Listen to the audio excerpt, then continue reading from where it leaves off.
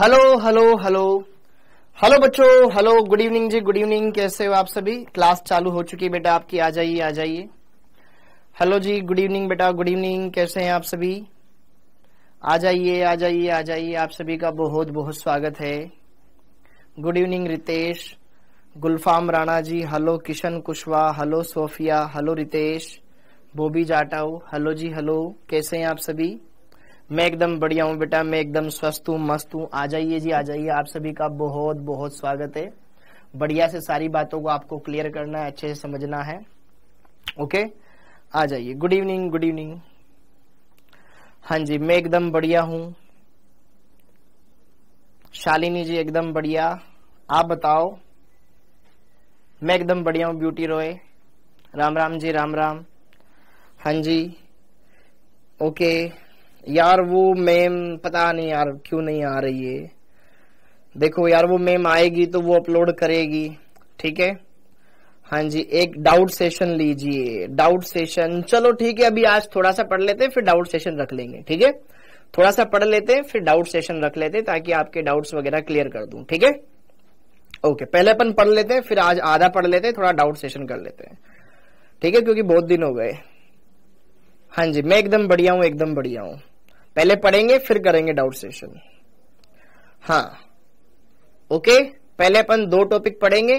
दो टॉपिक कौन कौन से? एक विद्युत चुंबकीय तरंगे पढ़ेंगे, फिर उसके बाद थोड़ा सा प्लांक का सिद्धांत पढ़ेंगे, फिर डाउट सेशन कर लेंगे। ओके, हाँ जी, गुड इवनिंग जी, गुड इवनिंग। आ गया है भाई, आप सभी का कमेंट आ गया है। गुड इवनिंग बेटा, hello, thank you Satyam, thank you thank you thank you alone, thank you जी, थैंक यू।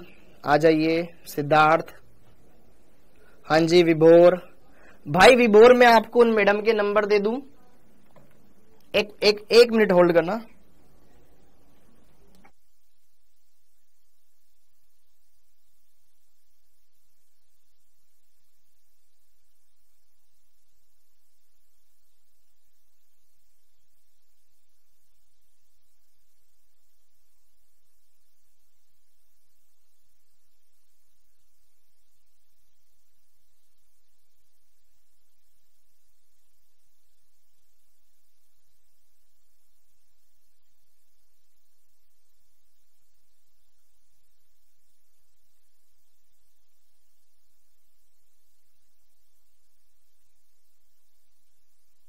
हाँ जी, हाँ हाँ हाँ हाँ, वापस से मैं आ चुका हूँ बेटा। थोड़ा सा एक अर्जेंट वर्क था जो मेरे को करना था, वरना फिर वो फोन वापस आता ही नहीं बहुत दिन बाद।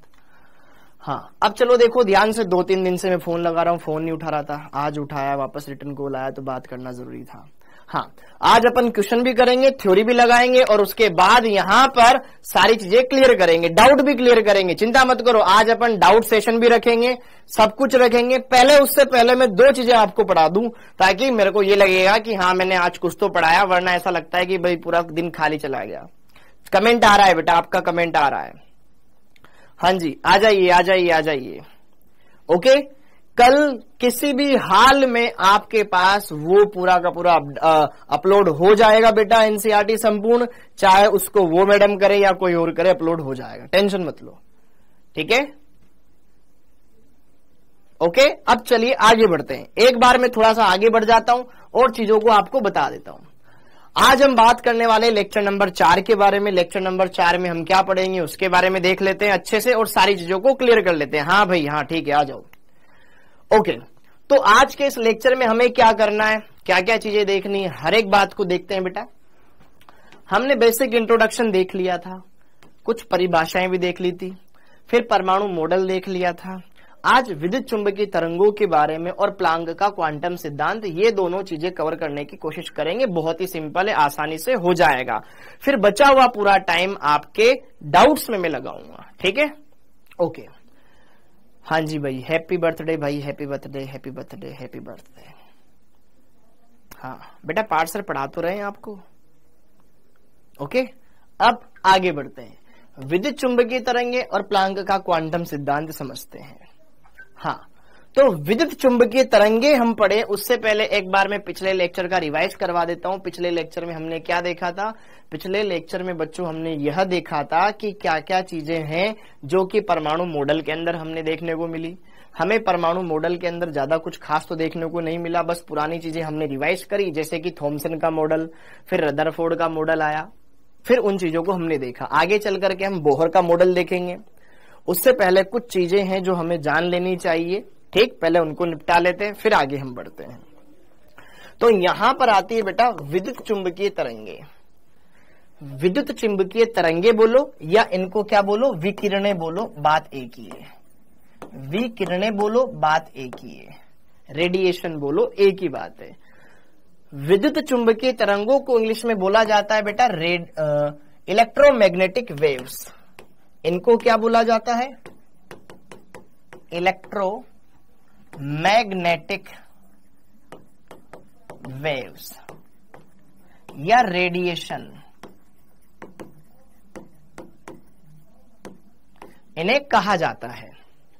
हाँ जी बेटा, पिछले का तो कुछ ऐसा था ही नहीं कि जो रिपीट किया जाए, ठीक है। इलेक्ट्रोमैग्नेटिक वेव्स, ठीक है, या इलेक्ट्रोमैग्नेटिक रेज या रेडिएशन इन्हें कहा जाता है। तो जरा देखो ध्यान से यहां पर इनके बारे में क्या बोला जाता है, क्या क्या चीजें यहां पर आपको समझनी है। यार कोई भी पदार्थ, जैसे कि अपनी इंसानी शरीर लगातार कहीं ना कहीं ऊर्जा उत्सर्जित करता रहता है, जिसमें आवेश है वो कहीं ना कहीं क्या करता है, ऊर्जा रिलीज करता है। जैसे आपने बहुत सारी मूवीज देखी हो बेटा, आपने देखी होगी बहुत सारी मूवीज जिसमें, या फिर आपने डिस्कवरी चैनल देखा होगा, तो कहीं ना कहीं बॉडी का जो टेम्परेचर मेजर किया जाता है ना, कि ये गर्म है या ठंडा है। तो गर्म है तो मतलब वो हीट प्रोड्यूस कर रहा है, रिलीज कर रहा है। आज का होमवर्क बेटा अपलोड किया है मैंने खुद ने, टोटल 6 क्वेश्चन डाले हैं, ठीक है, मैंने खुद ने डाले हैं। ओके, तो कहीं ना कहीं कोई भी बॉडी कहीं ना कहीं रेडिएशन इमिट करती है, उत्सर्जित करती है। तो वहीं पर बेटा यहां पर रेडियो एक्टिव अगर मैं बात करूं इलेक्ट्रोमैग्नेटिक रेस क्या होती है, इनके बारे में बात करें तो ऐसी तरंगें जो कि प्रकाश की वेग से गति करती है, और दूसरा जिनके संचरण के लिए किसी माध्यम की आवश्यकता नहीं होती है, विद्युत चुंबकीय तरंगे कहलाती है। ठीक है, तो हमें सिर्फ यहां पर काम की बात ये देखनी है कि ये तरंगे इनके संचरण के लिए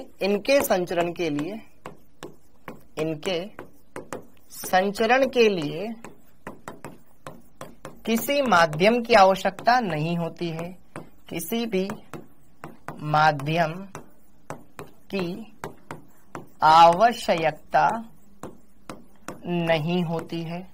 ठीक है, इनके संचरण के लिए किसी माध्यम की आवश्यकता नहीं होती है। पहला पॉइंट तो ये। दूसरा पॉइंट, ये प्रकाश के वेग से गति होती है। संचरण मतलब गमन करना। ठीक है, दूसरा पॉइंट, यह प्रकाश के वेग से। प्रकाश का वेग कितना होता है बेटा? 3 × 10⁸। 3 × 10⁸ मीटर प्रति सेकेंड प्रकाश के वेग से गति करती है। हाँ ठीक है, यह प्रकाश के वेग से गति करती है।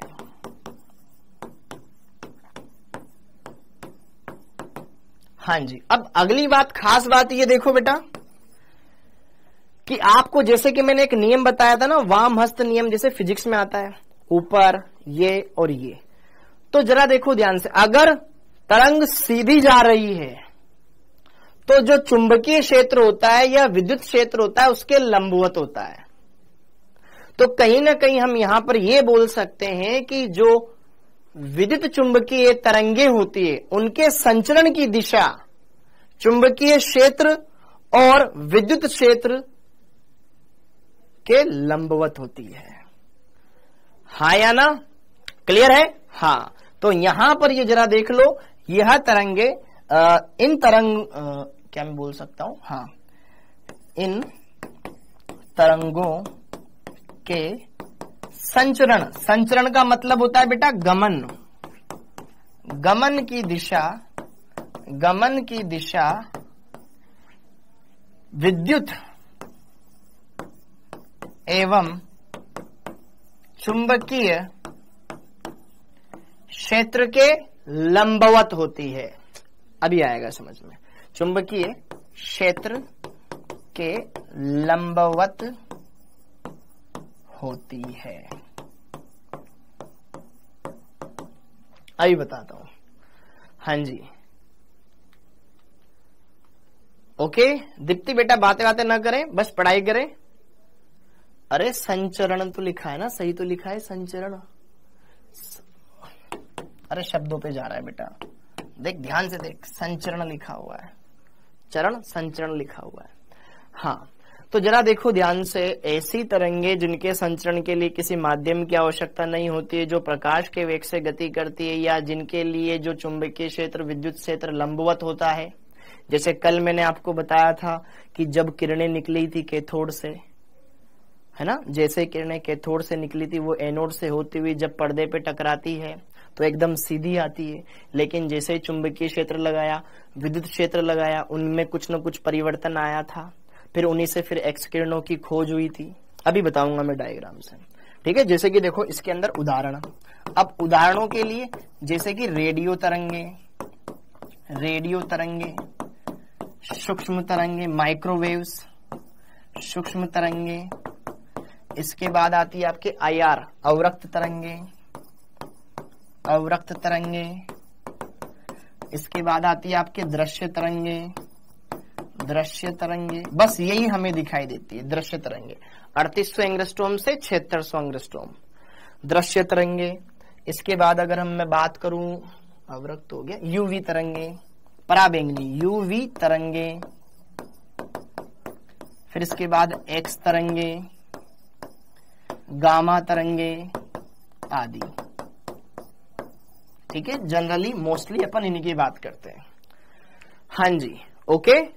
हाँ, पराबैंगनी, एक्स, गामा, यूवी का मतलब होता है अल्ट्रावायलेट, मतलब पराबैंगनी तरंगे। हाँ जी, तो जरा देखो ध्यान से, इतना आप नोट डाउन कर लो अच्छे से। अभी हम इनके बारे में देखेंगे, जानेंगे, सारी बातों को क्लियर करेंगे।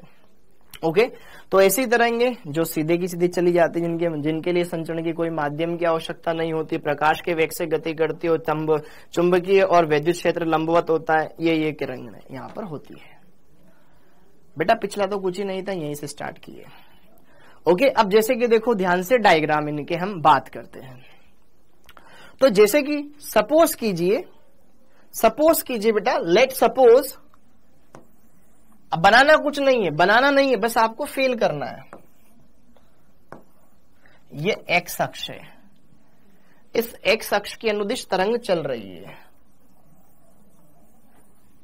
इस तरीके से, गति कर रही है। ये तो तरंग संचरण की दिशा। मान लो वाई अक्ष में क्या है मेरा, वाई अक्ष में लग रहा है मेरा इलेक्ट्रिक फील्ड, जो कि ऊपर नीचे है, और जेड अक्ष के लंबवत लग रहा है मेरा, मैग्नेटिक फील्ड। तो कहीं ना कहीं इस तल में तो है मेरे पास चुंबकीय क्षेत्र, और इस ऊर्ध्वाधर तल में है मेरे पास विद्युत क्षेत्र। न तो ये चुंबकीय क्षेत्र में गति कर रही है, न विद्युत क्षेत्र में गति कर रही है, ये उनके लंबवत जा रही है। समझ में आ रहा है? न तो ये ऊपर नीचे जा रही है, न ये दाएं बाएं जा रही है, ये सीधी जा रही है। तो दोनों के लंबवत गति होती है, यही गति करती है बेटा आपकी विद्युत चुंबकीय तरंगे। ओके, हाँ जी। ये कैसे उत्पन्न होती है बेटा? ये एक प्रकार की ऊर्जा ही है। कहीं ना कहीं कोई भी पदार्थ कंटिन्यूअसली रेडिएशन इमिट करता है। हर एक इंसान की बॉडी का कुछ ना कुछ टेम्परेचर है, हर एक पदार्थ की बॉडी में कोई ना कोई केमिकल तो है ही सही, जो कि कहीं ना कहीं हर एक पदार्थ परमाणु से मिलकर बना हुआ है। बोलते हैं ना कि प्रत्येक पदार्थ छोटे छोटे कणों से मिलकर बना हुआ है, जिनको हम परमाणु बोलते हैं। और परमाणु में इलेक्ट्रॉन है, और ये इलेक्ट्रॉन क्या करते हैं, जब इधर उधर जाते हैं तो ऊर्जा उत्सर्जित करते हैं, अवशोषित करते हैं। हाँ बिल्कुल। तो कहीं ना कहीं ये वाला सीन तो यहां पर दिखाई देगा ही देगा। अब यहां पर हमें कुछ चीजें समझनी है। इतनी जानकारी समझ में आ गई? क्यों कैसे आएगा, तो कौन सा क्यों? हाँ जी, ओके। अब या वो तो रदरफोर्ड से पूछना पड़ेगा ना बेटा, ठीक है। हाँ, अब क्योंकि अल्फा पार्टिकल भी बेटा धनावेशित होता है ना, और जब अपन नाभिक के ऊपर टकराएंगे तो धनावेश धनावेश में प्रतिकर्षण होएगा, तो वहां पे अल्फा किरणें लेने से मतलब था। लेकिन अगर मैं वहां पर कैथोड किरणें ले लेता तो वो भी ऋणावेशित और फिर वहां पे नाभिक धनावेशित, तो उनसे कुछ अपन डिसाइड नहीं कर पाते। ठीक, अब आगे देखो, अभी देखो ध्यान से, इतनी जानकारी हमें समझ में आ गई, इतनी जानकारी समझ में आ गई। अब यहां पर आती है कुछ इनसे रिलेटेड इंपॉर्टेंट महत्वपूर्ण परिभाषाएं, महत्वपूर्ण परिभाषाएं, महत्वपूर्ण परिभाषाएं, ये आपको समझना है। कुछ छोटी छोटी डेफिनेशन देख लो यार फटाफट से, कुछ छोटी छोटी डेफिनेशन देख लो यार। जैसे कि देखो ध्यान से,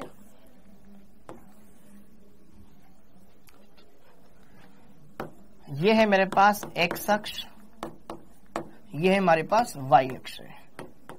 मान लेते हैं हम एक्स अक्ष के अनुदिश हमारी तरंग चल रही है, तो तरंग चल रही है, सपोज करो यहां से ये उत्पन्न हो रही है, ये एक स्रोत है, तो इस तरीके से तरंग चलती है बेटा। थोड़ा सा ज्यादा सही बनाना है यार, ये लूप एकदम सही आने चाहिए।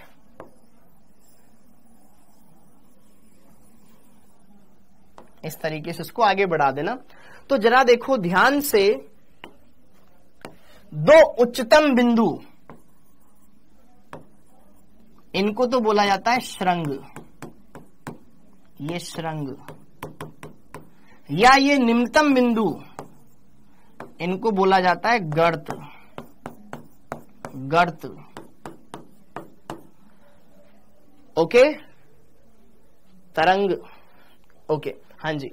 अब जरा देखो ध्यान से, वेव्स बेटा आपको दिखाई नहीं देती, अपने को जनरली दिखाई नहीं देगी। जब भी अपन कोई माध्यम वगैरह नहीं लेंगे या फिर आप प्रिज्म वगैरह देखोगे, अंधेरे में देखोगे, तो वहां पर आपको दिख सकती है, अदरवाइज इसे दिखाई नहीं देती।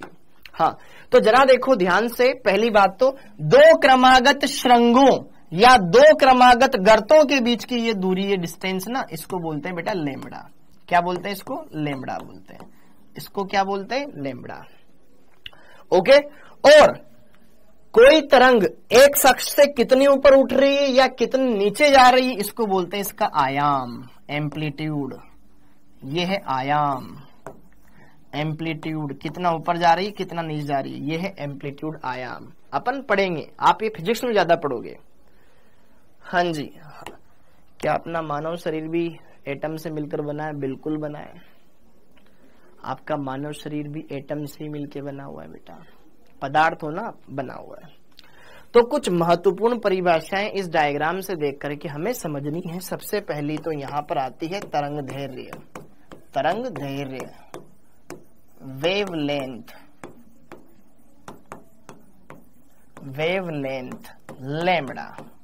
क्या बोलते हैं इसको? लैम्बडा। लैम्बडा क्या होता है? दो क्रमागत श्रृंगों या दो क्रमागत गर्तों के बीच की दूरी, दो क्रमागत श्रृंगों या दो क्रमागत गर्तों के मध्य की दूरी क्या कहलाती है? तरंग दैर्घ्य कहलाती है। तरंग दैर्घ्य लैम्बडा कहलाती है, लैम्बडा कहलाती है। तो ये दूरी है, ध्यान रखना, ध्यान रखना, ये क्या है? दूरी है। और आपको ये पता ही है बेटा कि 1 मीटर में कितने नैनोमीटर होते हैं? 10⁻9 नैनोमीटर। कितने एंग्स्ट्रॉम होते हैं? 10⁻10 एंग्स्ट्रॉम। कितने पिकोमीटर होते हैं? 10⁻12 पिकोमीटर। और कितने फर्मी होते हैं? 10⁻15 फर्मी होते हैं। ठीक है, नाभिक की त्रिज्या फर्मी में मापी जाती है। हाँ, ये बनाना है भाई, क्यों लिखवा रहा हूं मैं? सर आज पार्सर की क्लास नहीं दिखाई दे रही बेटा, वो कुछ केमिकल, अरे यार कुछ टेक्निकल लोचा हो जाता है, उस वजह से नहीं दिखाई दे रही होगी। हाँ जी, ये नीट में आता है भाई, अभी क्वेश्चन करवाऊंगा ना।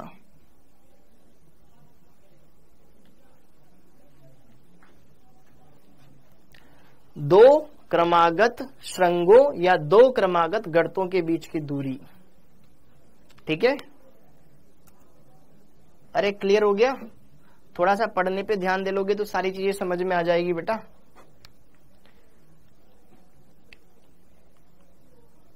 हाँ बिल्कुल बोल सकते हैं, ठीक है। अगर कोई रेज यहां से स्टार्ट हुई तो यहां से जाकर के यहां तक, ये भी एक लेमड़ा ही होता है बेटा, ठीक है। ये आप थोड़ा फिजिक्स में पढ़ोगे, जब तुम ऑर्गन पाइप पढ़ोगे, जब तुम तरंगों के बारे में पढ़ोगे ना, वहां पे तुम्हारे ज्यादा आएगा, यहां इतना नहीं है, फिजिक्स में ज्यादा आएगा। हो गया, हो गया, डन। आगे बढ़ जाऊं तो ये है तरंगदैर्घ्य लेमड़ा, इसके बारे में तुम्हें ये नॉलेज काफी है। अब आगे बढ़ते हैं, अब आगे बढ़ते हैं, दूसरी जानकारी को जानते हैं, ठीक है। दूसरी होती है बेटा तरंग संख्या। तरंग संख्या, तरंग संख्या बोलते हैं न्यू बार, इसको बोलते हैं न्यू बार, तरंग संख्या। तरंग संख्या क्या होता है, एक मिनट, तरंग संख्या क्या होता है, बोलो किसी को पता है तरंग संख्या क्या होता है? अरे नाभिक की त्रिज्या फर्मी में नापते हैं, जब 10 की घात माइनस 15 मीटर हो ना तो इसको बोलते हैं 1 फर्मी।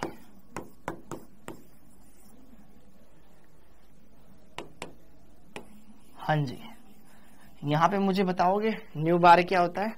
हाँ ये क्या होता है?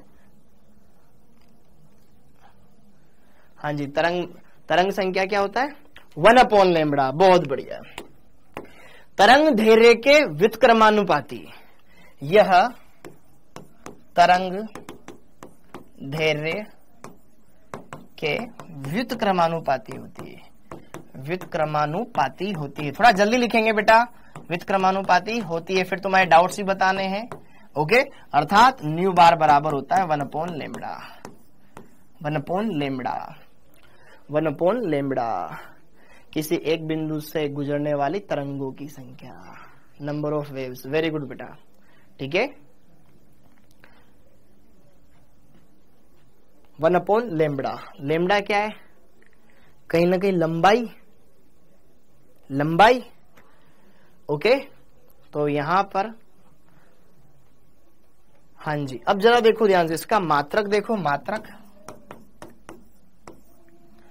लैम्बडा का मात्रक क्या था? मीटर, नैनोमीटर, एंगस्ट्रॉम, पिकोमीटर, ऐसा कुछ। इसका क्या हो जाएगा? ये 1 में, तो लैम्बडा इनवर्स का मात्रक क्या हो जाएगा? या तो सॉरी सेंटीमीटर इनवर्स, या मीटर इनवर्स, या एंगस्ट्रॉम इनवर्स, ऐसा इसका मात्रक हो जाएगा। हाँ जी, very good, centimetre inverse generally. या इसके लिए यही बोला जाता है इकाई लंबाई में उपस्थित तरंगों की संख्या, तरंगों की संख्या। हाँ जी बेटा, नहीं बताऊंगा कितना पढ़ा दिया, इतना लेट क्यों आते हो? ठीक है, 5:45 की क्लास हो रही है, 6:11 पे आ रहे हो। सर आप तो पावर को प्लस में लिखते हो ना, कहाँ पे बेटा? अरे ये सेंटीमीटर इनवर्स, मीटर इनवर्स और ये एंगस्ट्रॉम इनवर्स 1 में है। लैम्बडा का मात्रक मीटर आएगा तो ऊपर जाएगा तो मीटर इनवर्स हो जाएगा, ओके। तो ये इतना क्लियर कर लो, ये हो गया तुम्हारे तरंग संख्या। अगला देखो, थर्ड, आवृत्ति। आवृत्ति, इसको बोलते हैं फ्रीक्वेंसी। फ्रीक्वेंसी, आवृत्ति को बोलते हैं फ्रीक्वेंसी, ठीक है। फिजिक्स में इसको एफ से दर्शाते हैं, फिजिक्स में एफ से दर्शाते हैं, ठीक है। फिजिक्स में एफ से दर्शाते हैं, यहां अपन इसको न्यू से दर्शाएंगे। किससे? न्यू से, न्यू। हाँ जी, देखेंगे बेटा, देखेंगे, सब्र रखो दीप्ति बेटा, देखेंगे। हाँ जी, अब आवृत्ति क्या होता है? आवृत्ति क्या होता है बेटा? आवृत्ति क्या होता है?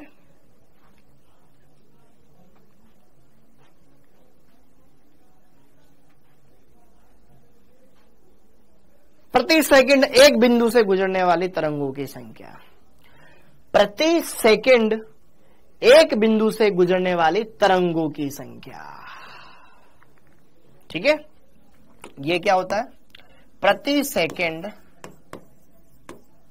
एक बिंदु से, जैसे कि एक बिंदु से 10 तरंगे गुजर गई तो उसकी तरंग दैर्घ्य उसकी आवृत्ति कितनी होगी 10। ठीक है, हाँ जी, प्रति सेकंड एक बिंदु से गुजरने वाली तरंगों की संख्या क्या कहलाती है? आवृत्ति कहलाती है। आवृत्ति कहलाती है। ध्यान रखना, मात्रक, इसका मात्रक क्या होता है बेटा? 1/टाइम। देखेंगे, पहले भी देखो मात्रक, देखो इसका मात्रक बता दो मुझे तुरंत, फटाफट जल्दी बोलो। इसका मात्रक क्या होता है? Hertz, HZ। हर्ट्ज बोलो या सेकंड इनवर्स बोलो या चक्कर प्रति सेकंड बोलो, CPS। चक्कर, साइकिल पर सेकंड, चक्कर प्रति सेकंड। ये इसके ध्यान रखना, जितना हर्ट्ज होता है ना उतना ही सेकंड इनवर्स होता है। हाँ देखो, हर्ट्ज और एक सेकंड इनवर्स एक ही बात है। ठीक है, जैसे कहीं लिखा हुआ है 1300 हर्ट्ज, 1300 हर्ट्ज बोलो या 1300 सेकंड इनवर्स बोलो, एक ही बात है। हाँ जी,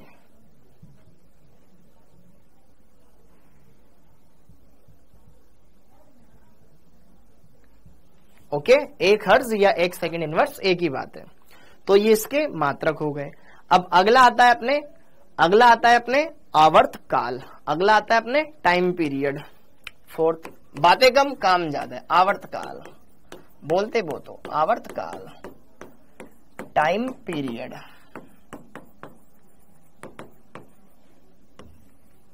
कैपिटल T। एक बिंदु से तरंग को गुजरने में लगा समय। ठीक है, जैसे कि मान लो इस बिंदु पे आप खड़े हो, ट्रेन आई, तो ये इतनी बड़ी ट्रेन इस बिंदु से, जैसे कि मान लो यहां पे मैंने देखा टाइमर स्टार्ट कर दिया, ठीक है, और यहां 5 सेकंड में इससे गुजर गई, तो इसका आवर्तकाल हो गया 5 सेकंड। हाँ, एक बिंदु से गुजरने में लगा समय। एक बिंदु से तरंग को गुजरने में लगा समय क्या कहलाता है बेटा? आवर्तकाल कहलाता है। आवर्तकाल कैपिटल T कहलाता है। ठीक है, यह आवृत्ति का व्युत्क्रमानुपाती भी होता है। ठीक है, या आवृत्ति का व्युत्क्रम आवर्तकाल कहलाता है।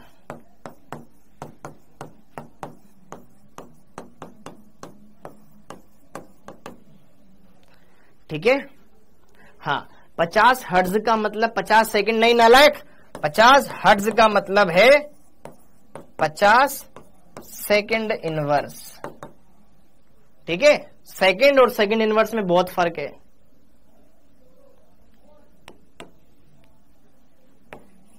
ओके, हाँ जी, ये बात क्लियर हो गई। तो यार यहां पर T बराबर क्या हो जाएगा? 1/ν हो जाएगा, 1/ν हो जाएगा। समय का मात्रक सबको जानता ही है। मात्रक क्या होता है इसका? सेकंड। हाँ जी, क्या बता दो? व्युत्क्रमानुपाती का मतलब जस्ट उल्टा मतलब T ऊपर तो ये नीचे। समानुपाती का मतलब देखो, एक होता है समानुपाती। कैसे बच्चे हो यार तुम, ये नहीं पता तुम्हें? कोई बात नहीं। समानुपाती का मतलब ये है बेटा, अगर मैं A राशि को बढ़ा रहा हूं तो उसके बढ़ने से B राशि भी बढ़े। तो अब एक राशि को बढ़ाने पर दूसरी राशि बढ़े तो मैं ये बोल दूंगा कि A के समानुपाती है B। और एक होता है व्युत्क्रमानुपाती।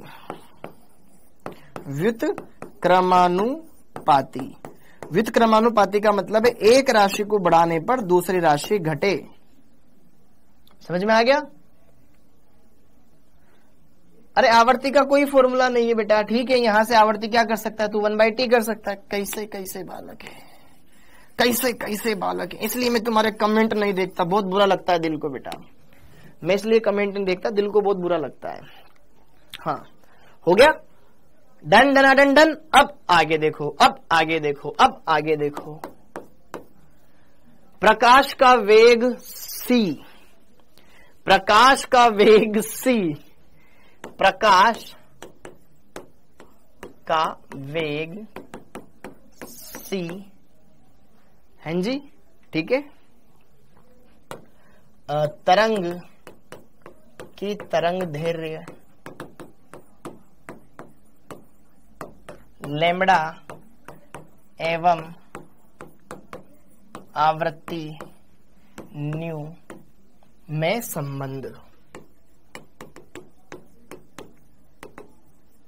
क्या होता है भैया? ये संबंध क्या संबंध होता है? क्या होता है संबंध? c बराबर न्यू लैम्ब्डा, c बराबर न्यू लैम्ब्डा। ये जानना आपको आता होना चाहिए। c बराबर न्यू लैम्ब्डा, c बराबर न्यू लैम्ब्डा, c बराबर न्यू लैम्ब्डा। इसमें थोड़े बहुत आप चेंज कर सकते हो अपने हिसाब से, ठीक है। ओके, तो जहां c क्या है? प्रकाश का वेग है। ये जहां c प्रकाश का वेग, प्रकाश का वेग बोले तो 3 × 10⁸ मीटर प्रति सेकंड है, ठीक है जी। ओके यार, एक तो ना बेटा पढ़ना, बस सिर्फ पढ़ना है ना। c बराबर जहां पे क्या है? प्रकाश का वेग है। न्यू आवर्ती है, न्यू आवर्ती है, ये तो मैंने ऑलरेडी लिख ही दिया। और लैम्ब्डा क्या है? जहां पर क्या था ये? तरंग दैर्घ्य। किसकी? तरंग की तरंग दैर्घ्य। सर आपने तरंग का वेग क्यों नहीं लिखा? अरे क्योंकि तरंग भी तो प्रकाश के वेग से गति करती लल्ला, तो यहां पर तरंग दैर्घ्य आ जाएगा। ये हर्ट्ज में या सेकंड इनवर्स में यहां पे मान रखना होता है, ठीक है। और यहां पर ये मीटर में मान रखना होता है।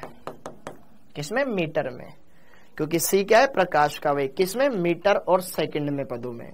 तो यहां पर न्यू किस में रखेंगे अपन? सेकंड में रखेंगे या हर्ट्ज में रखेंगे। और जबकि ये किस में है? बोलो बोलो बोलो। लैम्ब्डा किस में? मीटर में। तो एंगस्ट्रॉम में दे रखा होगा तो मीटर में कन्वर्ट करना हमारा फर्ज, नैतिक दायित्व है। अब जरा देखो ध्यान से, यहां पर एक क्वेश्चन कर लेते हैं। इस क्वेश्चन पर आते हैं। कोई बात नहीं बेटा, कोई बात नहीं, सॉल्यूशन कर लो मजे। हाँ, ऑल इंडिया के विविध भारती स्टेशन से, ऑल इंडिया आकाशवाणी, आप दिल्ली के आकाशवाणी केंद्र से बात कर रहे हैं। ऑल इंडिया के विविध भारती स्टेशन से 1368 किलोहर्ट्ज आवृत्ति पर प्रसारण हो रहा है। ट्रांसमीटर द्वारा उत्सर्जित विद्युत चुंबकियों की तरंग दैर्घ्य क्या होगी? सर आप ये क्या पढ़ा रहे हैं? बेटा मैं केमिस्ट्री पढ़ा रहा हूं। तो केमिस्ट्री पढ़ रहा है, सामाजिक पढ़ रहा है क्या? हाँ जी, तो जरा देखो ध्यान से। आयाम, आयाम तो क्या होता है बेटा कि जो कितना ऊंचाई तक वो गया है, मतलब श्रृंग और गर्त की मध्यमान से दूरी, ठीक है। ये मध्यमान, इस मध्यमान से श्रृंग और गर्त की यहाँ ये या तो श्रृंग की मध्यमान से दूरी या गर्त की मध्यमान से दूरी। अपने इतना काम नहीं आएगा, फिजिक्स में काम आएगा, वो यहाँ पे काम नहीं आने वाला, ठीक है। जब तुम वहां व्यतिकरण पढ़ोगे, जब वहां तुम व्यतिकरण पढ़ोगे तब काम आएगा, यहाँ पे नहीं आएगा, ठीक है। ओके, तो जरा देखो ध्यान से, यहाँ पर दिया क्या है? दिया है, दिया है। मेरा दिल बहुत दुखता है जब ऐसे ऐसे कमेंट देखता हूं ना मैं, कि मैं किन को पढ़ा रहा हूं। कोई बात नहीं। आवृत्ति, आवृत्ति न्यू, आवृत्ति न्यू का मान कितना दे रखा है? 1368 किलो हर्ट्ज में दे रखा है। सर आपको कैसे पता? इस के का मतलब किलो ही है, केल्विन नहीं है क्या?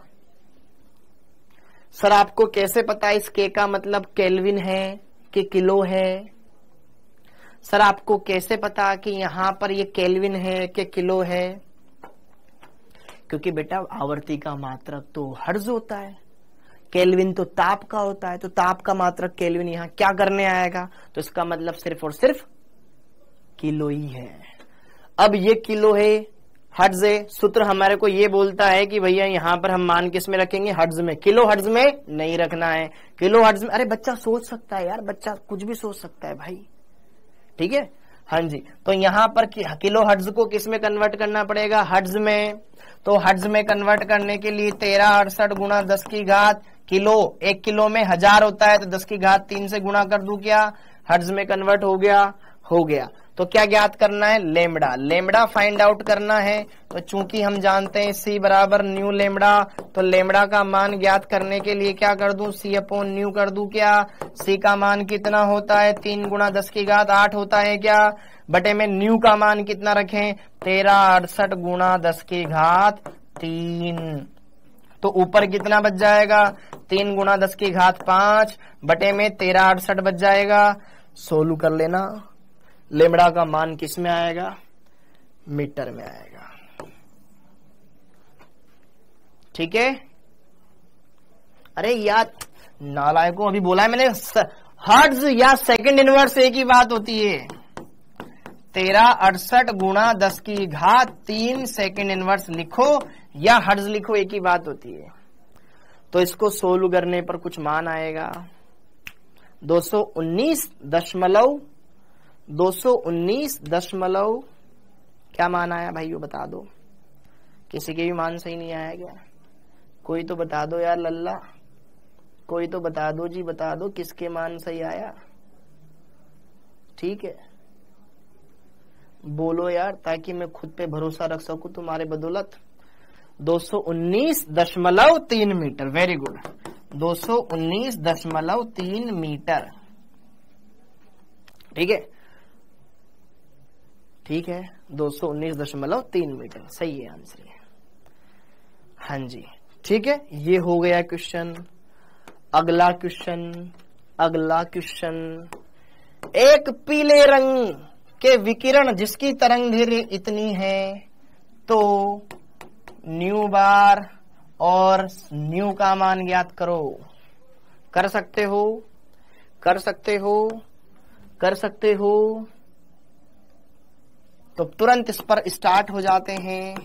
दिया है लेमड़ा कितना दे रखा है, 6800 एंग्स्ट्रॉम।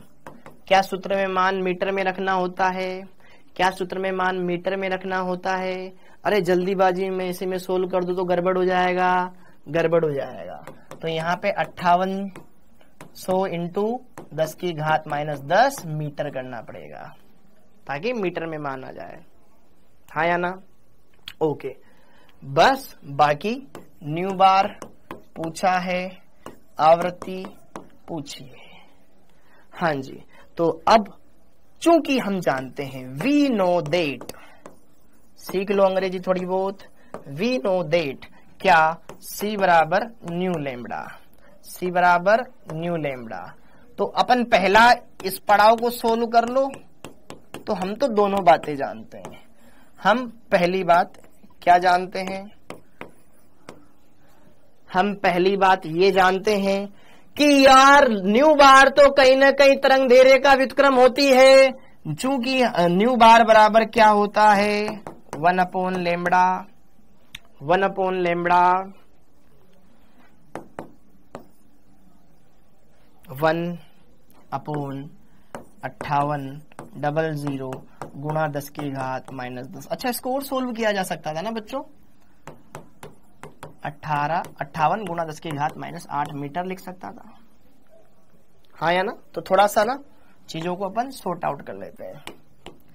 58 गुणा 10 की घात -8, ये न्यू बार है, ऊपर जाएगा तो ये 10 की घात 8 हो गया बटे में 58, ठीक है। तो 2 0 रख लो, बाकी का भाग लगा देना, ठीक है, ताकि आपकी कैलकुलेशन आसान हो जाए, आसान, ठीक है। इसको सोल्व कर लो। देखो टुकड़ों में सोल्व करना मैं सिखाता हूं यार। ऐसा करो, पूरी संख्या में 58 का भाग देंगे, थोड़ी अजीब लगेगी, तो क्यों ना मैं यहां पर 100 को अलग कर दूं और 10 की घात 6 को अलग कर दूं, हाँ जी। और हमें तो 4 ऑप्शन देखने हैं, 4 में से कोई एक बैठेगा। अगर लगभग लगभग आसपास के तो थोड़ी दिक्कत रहेगी, और अगर दूर दूर के तो बहुत मजा रहेगा। अगर दूर दूर के तो यहां 58 की जगह 60 लेके सोल्व कर लो, मेरी कैलकुलेशन आसान हो जाएगी ना। अगर मैं ऊपर 100 रख रहा हूं, नीचे 60 रख रहा हूं, तो काटापीटी आराम से हो गई ना। समझे कि नहीं समझे? ये 5 बार कट गया, ये 3 बार कट गया, 5/3 गुणा 10 की घात 6 हो जाएगा। कैलकुलेशन फास्ट हो गई मेरी, और कैलकुलेशन फास्ट इतनी हो गई कि ये कितना हो गया, 1.6 गुणा 10 की घात 6 हो गए। बल्ले बल्ले 1.6, और ऐसे आंसर आ रहा 1.7, तो मजा आ गया ना, हो गया काम खत्म। थोड़ा सा फास्ट हो जाएगा ना। अब जरा देखो ध्यान से, यहां पर कुछ चीजें जो तुम परेशान हो रहे हो, पहले उनको देख लेते हैं।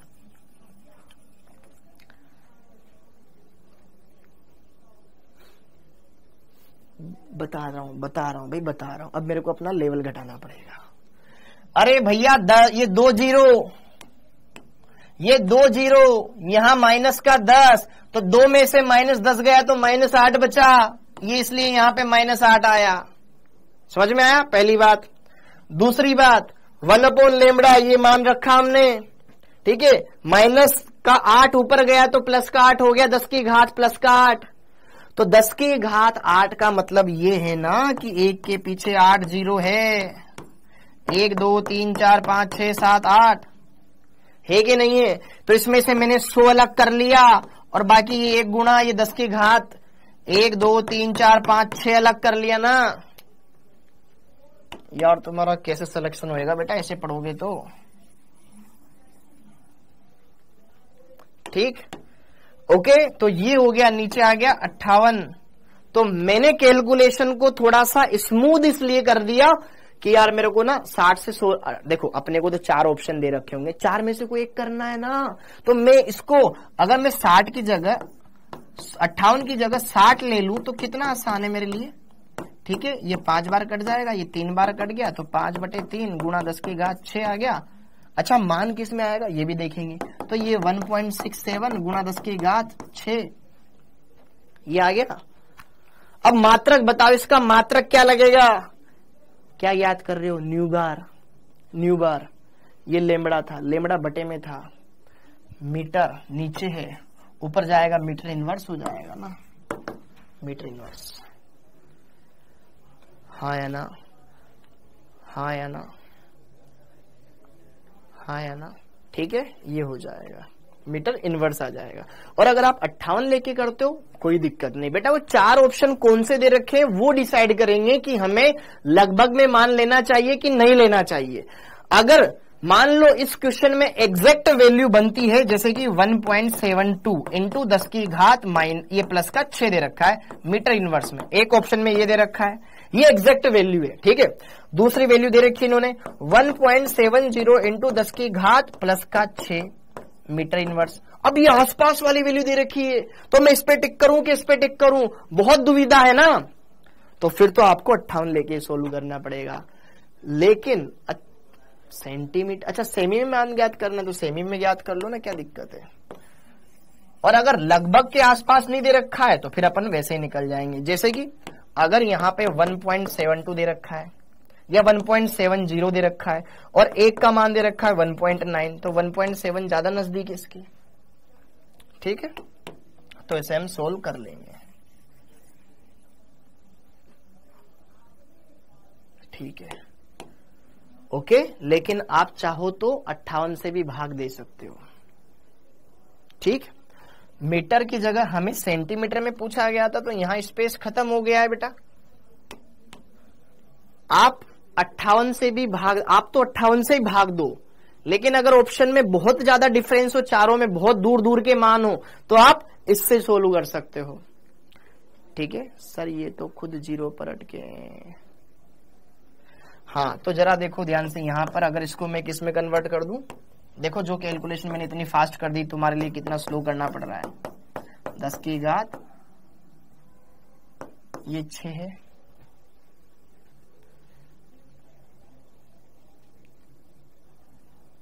हाँ या ना। तो 1 मीटर में कितना होता है? 1 मीटर में कितना होता है? हाँ जी, ये मीटर इनवर्स में मान आया है, ये मीटर इनवर्स में मान आया है। ठीक है, ये मीटर इनवर्स में मान आया है बेटा। हमें किस में निकालना है? सेंटीमीटर इनवर्स में निकालना है। ठीक है, तो मीटर इनवर्स का मतलब है 1/मीटर। मतलब जैसे कि ये इतना संख्या जो भी मान आई है ना, ये किस में आया है? मीटर में आया है। इसको सेंटीमीटर में कन्वर्ट कर लो, क्या दिक्कत है? यहीं पे कन्वर्ट कर ले ऊपर।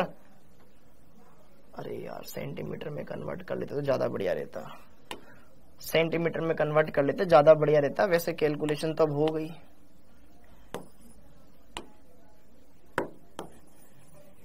हाँ जी, ये जो संख्या है इसको उसमें सेंटीमीटर में कन्वर्ट कर लेना। मैं कैलकुलेशन नहीं बता रहा हूं, इसको सेंटीमीटर में कन्वर्ट कर लेना, आंसर हो जाएगा। ठीक है, यहीं पर सेंटीमीटर में कन्वर्ट कर लेना।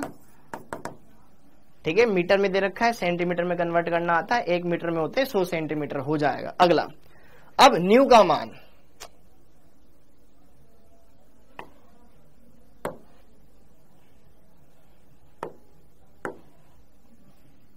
हाँ जी, न्यू का मान, न्यू का मान,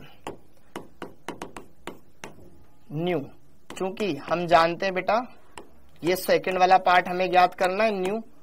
अब न्यू के लिए हम जानते हैं चूंकि बराबर होता है सी बराबर न्यू लेमड़ा, तो हमें न्यू का मान ज्ञात करना है, तो सी अपॉन लेमड़ा हो जाएगा। सी का मान 3 × 10⁸। ये किस में आता है? मीटर प्रति सेकंड में आता है। आता है कि नहीं आता है? आता है। लेमड़ा का मान, लेमड़ा का मान ये दे रखा है, किस में दे रखा है? ये मीटर में। आप चाहो तो इसको सेंटीमीटर में बदल लो, क्योंकि ये बोल रहा है ना सेमी में देना है। तो 58 × 10⁸। 1 मीटर में कितना होता है? 100 सेंटीमीटर, बोले तो 10⁻²। तो 58 × 10⁻6 सेंटीमीटर आ गया। ओके, तो आप यहां पर लेमड़ा का मान क्या रख सकते हो? 58 × 10⁻6। अच्छा, ये तो मीटर में ना, ठीक है। सेंटीमीटर ये रखा, नीचे सेंटीमीटर ऊपर मीटर, तो अलग अलग है, तो क्यों ना ऊपर वाले को भी इसी में चेंज कर लिया जाए। 3 × 10⁸ तो है ही सही। और 1 मीटर में कितना होता है? 100 सेंटीमीटर, तो 2 और लगा दो, फिर ये सेंटीमीटर प्रति सेकंड में माना जाएगा। और नीचे किस में आ रहा है? वही 58 × 10⁻6 सेंटीमीटर में। तो सेंटीमीटर से सेंटीमीटर छम छम हो जाएगा बेटा। हाँ जी, 10⁻6, ऊपर 10⁻10 है, ऊपर 10⁻10, नीचे -6, ऊपर जाएगा 3/58, ऊपर हो गया 10⁻16 सेकंड इनवर्स में माना जाएगा। किसका? न्यू बार का, सॉरी न्यू का, न्यू का। इसको सोल्व कर लेना, आंसर आ जाएगा।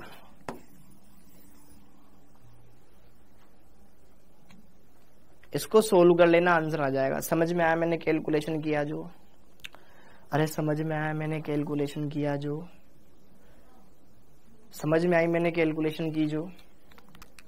पहले इतना बोल दो बस कि सर समझ में आ गया।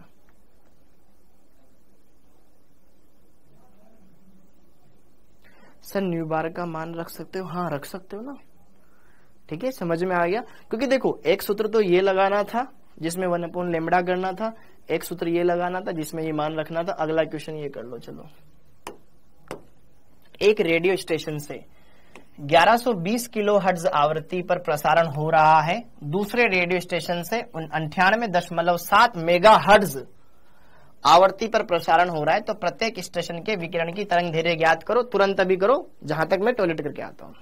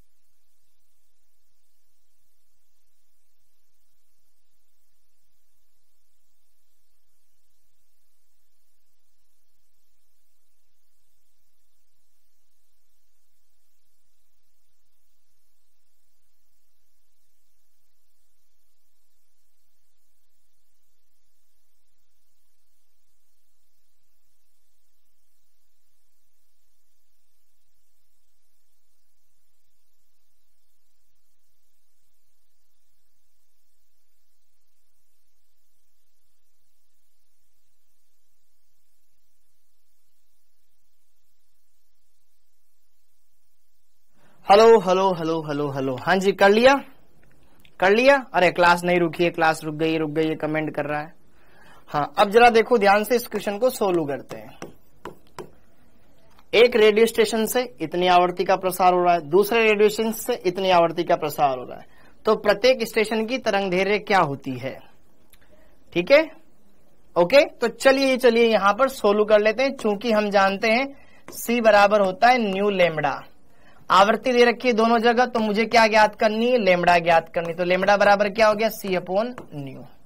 इस सूत्र में मान रखेंगे, आंसर आ जाएगा। C का मान प्रकाश का वेग किस में आता है? मीटर प्रति सेकंड में आता है। C का मान कितना होता है बेटा? 3 × 10⁸ मीटर प्रति सेकंड होता है कि नहीं होता है? होता है। न्यू का मान हमें हर्ट्ज में या सेकंड इनवर्स में रखना पड़ेगा, ठीक है, और इसको सोल्व करना है। बहुत ही सिंपल है। तो जरा देखो ध्यान से, फर्स्ट रेडियो स्टेशन के लिए, रेडियो स्टेशन के लिए लेमड़ा ज्ञात कर ली जाए तो लेमड़ा C का मान वही 3 × 10⁸ मीटर प्रति सेकंड दे रखा है बेटा, ओके, हाँ जी। और न्यू का मान 11-20 किलो हर्ट्ज। 11-20 को मेरे को किस में कन्वर्ट करना पड़ेगा? 11-20 किलो को हटाने के लिए 10⁻³ से गुणा किया, इतने हर्ट्ज। हर्ट्ज बोलो या सेकंड इनवर्स बोलो, बात एक ही है। हर्ट्ज बोलो या सेकंड इनवर्स बोलो, एक ही बात है। बोलो पक्की बात, थोड़ा सा फास्ट करेंगे अपन, ठीक है। तो हर्ट्ज बोलो या सेकंड इनवर्स बोलो, बात एक ही है। यहां पे भी सेकंड इनवर्स, ये सेकंड इनवर्स छम छम, हाँ या ना?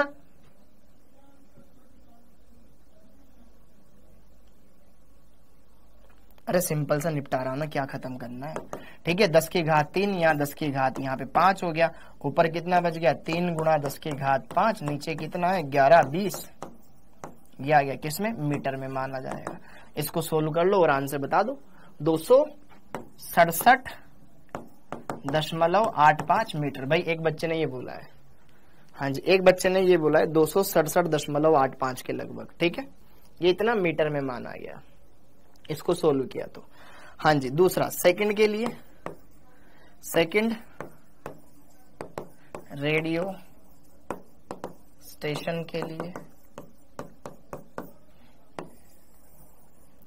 लेमड़ा बराबर, दूसरे वाले के लिए देख लो, हाँ जी, C का मान तो वही रहेगा 3 × 10⁸। अब ये मेगा हर्ट्ज है, मेगा हर्ट्ज को किलो में कन्वर्ट करेंगे तो सॉरी, मेगा हर्ट्ज को अगर सिर्फ हर्ट्ज में करूंगा तो ये 98.7 × 10⁻6 हो जाएगा। ये हर्ट्ज में कन्वर्ट हो गया, ठीक है। और ऊपर ये मीटर प्रति सेकंड है, नीचे हर्ट्ज लिखो या सेकंड इनवर्स लिखो, बात एक ही है। सेकंड से सेकंड छमछम हो जाएगा, वो भी इनवर्स में, ये भी इनवर्स में, ओके। तो सिंपल सा, ये 3/98.7, ऊपर 10⁸, नीचे 10⁻6 है, तो 10⁻2 बच जाएगा। सोल्व कर लेना, मीटर में आंसर आ जाएगा। क्या गलत है भाई? पहले वाले का 267.85 या 9 के लगभग सेम है, ठीक है। अगले वाले में 3.03, 3.04 मीटर, ठीक है भैया। जो तुमने बोला वो मैंने लिखा है, जो तुमने बोला वो मैंने लिखा है, मन से कुछ नहीं लिखा है, ठीक है। 267 की जगह 268 भी लिख सकते हो इसको, क्योंकि अप्रोक्स में ही चल रहा है। 267.85 को आप 268 भी लिख सकते हो। 3.03 को 3 भी लिख सकते हो, क्योंकि बाई चांस ऑप्शन में सीधा इंटीजर वैल्यू आए कि भाई 267, 268, 3 ऐसे, तो आप ध्यान रखना 3.0304 को 3 भी लिख सकते हो, हाँ या ना? अरे ठीक है ना यार, 268.9 लिखा होगा, जो भी आया होगा सोल्व करने के बाद आपने ये बताया, मुझे आपने बताया बेटा मेगा। अब देखो ध्यान से, बहुत सारे बच्चों को ये प्रॉब्लम आई होगी, सर किलो हर्ट्ज को तो किलो में कन्वर्ट करना हमें आ गया, 11-20 × 10⁻³ कर देंगे, ये हर्ट्ज में कन्वर्ट हो गया। लेकिन मेगा, मेगा का मतलब होता है बेटा 10⁻6, मेगा का मतलब होता है 10 की घात 6, मेगा का मतलब होता है 10 की घात 6, तो 98.7 गुणा 10 की घात 6 करेंगे तो ये हर्ट्ज में कन्वर्ट हो जाएगा। तो हर्ट्ज लिखो या सेकंड इनवर्स लिखो, बात एक ही है। ओके, तो इसको और इसको ये मैंने आपको बता दिया है अच्छे से। अब थोड़ा सा आपको प्रैक्टिस करनी है जो यहां पर, अरे मिली नहीं है वो मेगा है, मिली नहीं है वो 10 की पावर 6, वो मिली नहीं है वो मेगा है। कैपिटल एम लिखा हुआ है, स्मॉल एम नहीं लिखा हुआ है।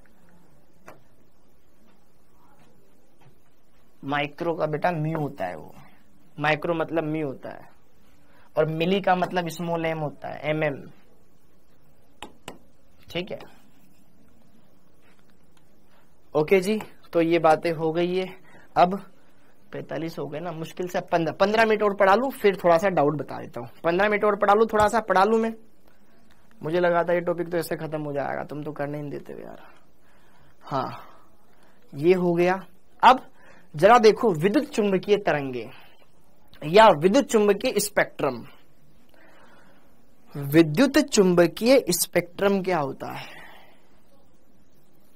जब विद्युत चुंबकीय तरंगों को उनकी आवृत्ति या तरंगदैर्घ्य के बढ़ते क्रम में व्यवस्थित करते हो, तो जो आपको एक सीक्वेंस प्राप्त होता है, उसी सीक्वेंस को, जो स्पेक्ट्रम प्राप्त होता है, उसी को कहा जाता है विद्युत चुंबकीय स्पेक्ट्रम। ठीक है, तो यहां पर हेडिंग डाल लो अब आप, विद्युत चुंबकीय स्पेक्ट्रम या ईएम स्पेक्ट्रम।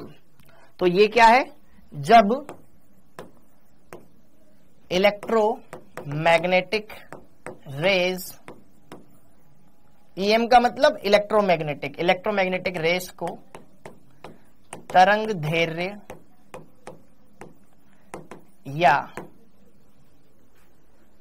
देखो ध्यान से, दोनों एक साथ नहीं बढ़ती बेटा। जिसकी तरंगदैर्घ्य ज्यादा होगी उसकी लेमड़ा कम होगी, क्योंकि सी बराबर होता है न्यू लेमड़ा, है ना। अगर मैं लेमड़ा का मान निकालूं तो लेमड़ा बराबर आ जाएगा सी अपॉन न्यू। तो ये देखो एक दूसरे की व्युत्क्रमानुपाती है, मतलब एक बढ़ेगा तो दूसरा घटेगा, क्योंकि व्युत्क्रमानुपाती है। ठीक है, हाँ जी। तो यहां पर एक बात आप समझ ले, या तुमने फिर क्लास 11 में क्या पढ़ा, अगर तुम्हें यहां पे ये भी नहीं आता है तो, जब इलेक्ट्रोमैग्नेटिक रेस को तरंगदैर्घ्य या आवृत्ति के बढ़ते क्रम में व्यवस्थित करते हैं, तो प्राप्त स्पेक्ट्रम ही ईएम स्पेक्ट्रम कहलाता है। बेटा आपको पढ़ना चाहिए। अभी आप जहां पर 6 घंटे पढ़ रहे हो ना, वहां 10 घंटे पढ़ना चाहिए तुम्हें, क्योंकि तुम्हें पहले का पुराना रिवाइज भी करना चाहिए। अब जरा देखो ध्यान से, ये क्या चीज है, इसको अपन समझते हैं। समझे? ओके, ये एंगस्ट्रॉम में लिखा हुआ है, ये 0.01 एंगस्ट्रॉम। इधर देखो 3 गुणा 10 की घात 14 एंगस्ट्रॉम। मतलब एंगस्ट्रॉम किसकी इकाई होती है? तरंगदैर्घ्य की इकाई होती है। ये तरंगदैर्घ्य इतनी, ये तरंगदैर्घ्य इतनी सारी, मतलब तरंगदैर्घ्य इधर से उधर जाने पर घट रही है, तो क्या बढ़ रही है? आवृत्ति बढ़ रही है। तो यह इधर से इधर जाने पर आवृत्ति जो न्यू है ना, वो तो बढ़ रही है, लेकिन तरंगदैर्घ्य लेमड़ा घट रही है। तो जरा देखो ध्यान से, अलग अलग विकिरणों का ये ग्राफ दिया है, मैं आपको इसको एक्सप्लेन करता हूं। हाँ जी, समझिएगा, फिर बाद में उस पर आइएगा। देखो इधर इधर लिखा हुआ है रेडियो वेव, रेडियो वेव। अब देखो ध्यान से, यहां पे जो आपने सीक्वेंस लिखा है ना, ये वही सीक्वेंस है। रेडियो तरंगे, सूक्ष्म तरंगे, अवरक्त तरंगे, दृश्य तरंगे, फिर यूवी, फिर एक्सरे, फिर गामा। ये आवृत्ति का बढ़ता क्रम ही मैंने लिखवाया है। देखो ध्यान से, रेडियो तरंगे, फिर माइक्रो तरंगे, फिर आईआर, फिर विजिबल, फिर यूवी, एक्सरे, गामा रे, सब। अब देखो ध्यान से, मैं आपको यहां पर अच्छे से बता देता हूं।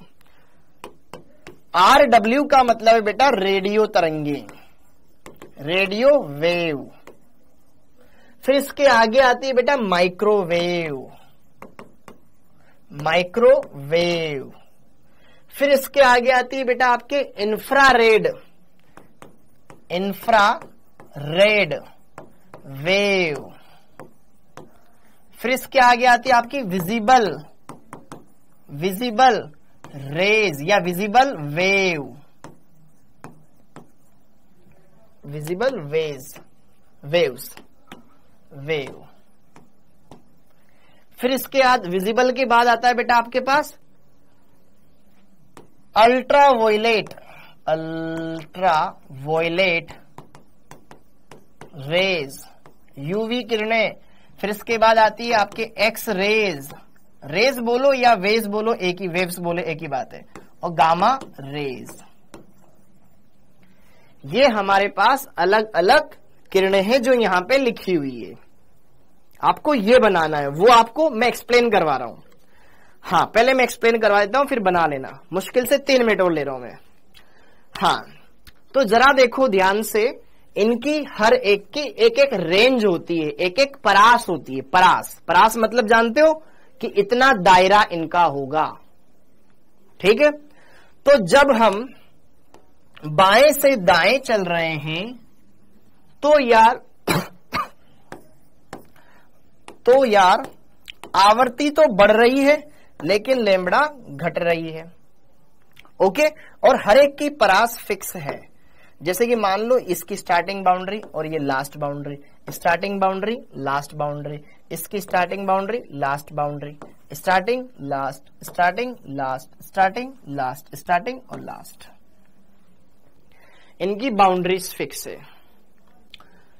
ओके, तो यह आवर्ती का बढ़ता क्रम दे रखा है और तरंग दैर्ध्य का घटता क्रम दे रखा है। तो तभी आपको यहां दिखेगा कि यार जो गामा किरणें हैं, गामा किरणें, इनकी जो परास है बेटा 0.01 एंगस्ट्रोम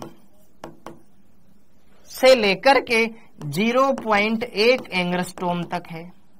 देखो जरा, 0.01 एंगस्ट्रोम से 0.01 एंगस्ट्रोम परास की जो किरणें हैं वो गामा किरणें होगी।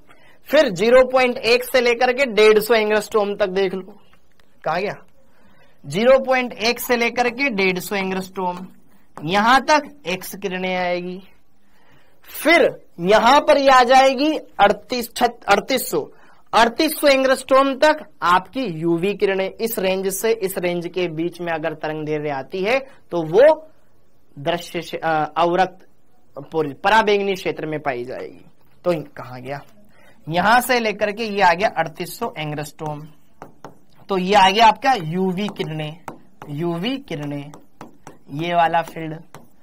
और 3800 से 7600 एंगस्ट्रोम के बीच में, 3800 से 7600 एंगस्ट्रोम के बीच में जो रीजन आता है, ये परास, अगर कोई विद्युत चुंबकीय तरंग की तरंग दैर्ध्य 3800 से 7600 एंगस्ट्रोम की बीच में आती है तो वो दृश्य विकिरणें कहलाती है। ये दृश्य क्षेत्र है, दृश्य विकिरणें कहलाती है। ओके, और अगर 7600 से, ये घात में आता है ना यार, हाँ, ये 6 गुणा 10 की घात 6 एंगस्ट्रोम, 6 गुणा 10 की घात 6 एंगस्ट्रोम तक आती है। 7600 से ये इधर आगे की तरफ, ये है आपके अवरक्त किरणें, अवरक्त विकिरणें, आईआर, ये इस परास में आती है। फिर ये 3 इंटू 10 की घात 9, 3 इंटू 10 की घात 9 एंगस्ट्रोम, ये आती है आपके माइक्रोवेव, सूक्ष्म तरंगे, सूक्ष्म तरंगे और इनसे आगे जो सबसे आगे वाली तरंग दैर्घ्य वाली होती है 1.5 कितना था ये 3 × 10 की घात 14 3 × 10 की घात 14 एंगस्ट्रॉम। तो आपको तो मेन ना इनका रीजन ध्यान रखना है बहुत स्टार्टिंग वालियों का, ठीक है। ये यहां से लेकर के यहां तक रेडियो तरंगे। तो बेटा इधर से उधर आवृत्ति बढ़ रही है, तरंग दैर्घ्य घट रही है। तो सबसे ज्यादा, फिर कम, फिर कम, फिर कम, फिर कम, फिर कम, फिर कम, सबसे कम।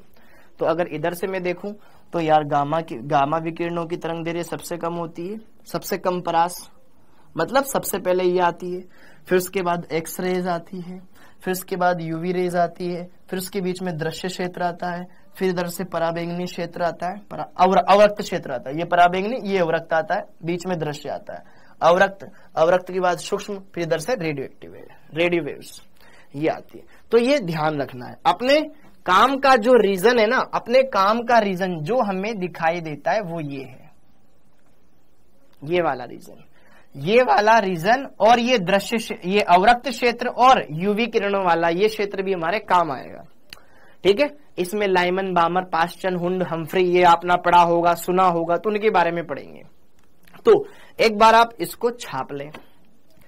यहां पे क्या लिखा हुआ है, लो न्यू मतलब आवृत्ति कम है, लॉन्गर लैम्बडा तरंग दैर्घ्य ज्यादा है। उधर के लिए हाई न्यू, इनकी आवृत्ति ज्यादा है, एनर्जी भी ज्यादा है और लैम्बडा कम है। ई का मतलब है ऊर्जा, ई का मतलब है ऊर्जा, एनर्जी। ये हम अभी आगे पढ़ेंगे, प्लांक के नियतांक में पढ़ेंगे, प्लांक के सिद्धांत में पढ़ेंगे, लेकिन पढ़ ही नहीं पाएंगे अब तो। हाँ जी बेटा, थोड़ा सा ना आपको चीजें समझनी पड़ेगी। हम अच्छे से सारी चीज देखो, इसीलिए मैं बोलता था कि रिकॉर्डेड लेक्चर ज्यादा बेस्ट होता है। क्यों? क्योंकि रिकॉर्डेड में ना आप ऐसे बीच बीच में कमेंट नहीं कर सकते, छोटे। उससे कहीं ना कहीं क्लास का वो माहौल होता है ना, वो फ्लो बिगड़ जाता है अदरवाइज। हाँ, ये चीजें क्लियर हो गई है बच्चों। अच्छे से इसको बना लो या इसको बना लो, तुम्हारी इच्छा, जिसको बनाओ। हाँ, बट बनाना जरूरी है। हाँ जी, ये हो गया। अब इसके बाद ये क्वेश्चन अपन ने लगा लिए थे। ओके, फिर ये प्लांक का क्वांटम सिद्धांत। अब मैं पहले डाउट लेता हूं, फिर वरना बोलोगे सर आप डाउट नहीं बताते हो। हाँ जी, ओके, तो अब सब डाउट बता दो। वैल्यू याद करनी है क्या? सर ये नीट में आता है भाई, आता है यार, तुम्हें सब नीट लेवल का ही पढ़ा रहा हूं। मैं क्या पागल हूं जो तुम्हें बोर्ड लेवल का पढ़ाऊंगा, या मैं पागल हूं जो तुम्हें एक्स्ट्रा एमएससी लेवल का पढ़ाऊंगा? वही पढ़ाऊंगा जो तुम्हें यहां पे समझना है। हाँ जी, अब जरा देखो ध्यान से देखो, ध्यान से।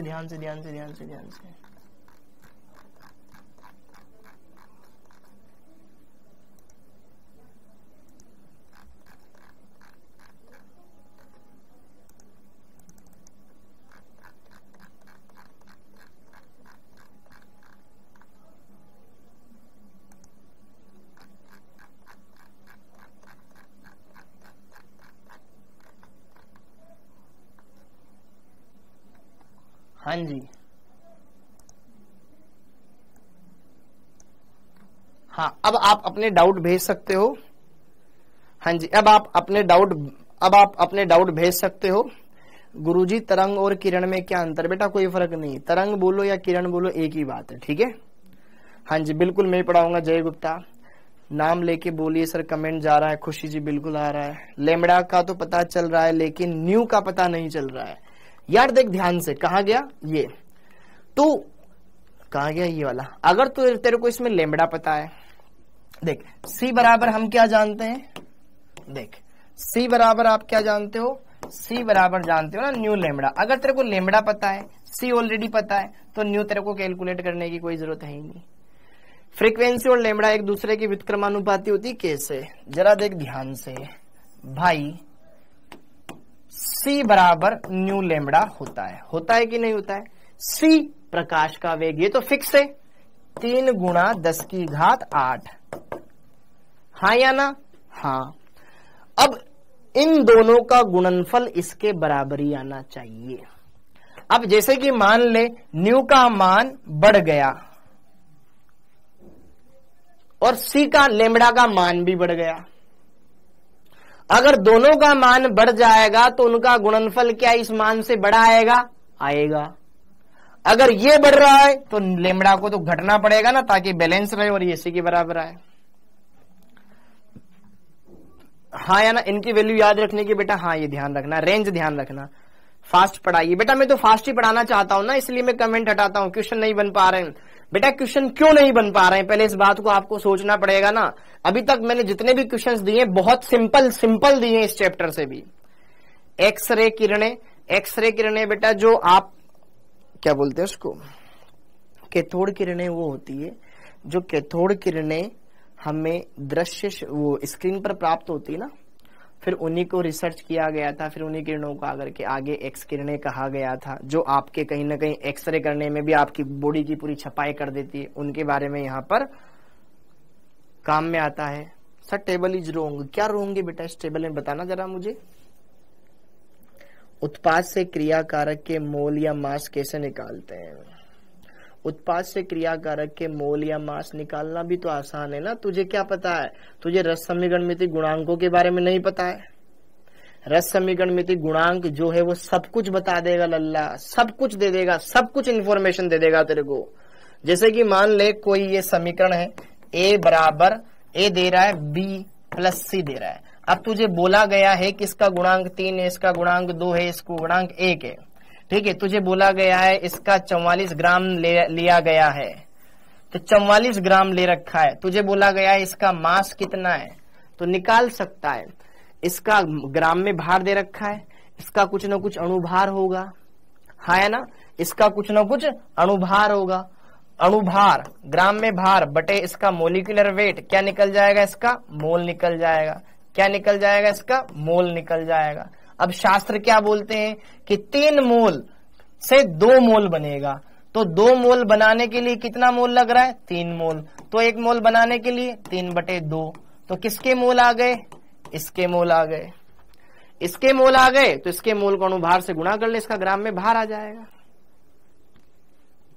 हाँ या ना। तो इस तरीके से चीजों को क्लियर कर सकते हो।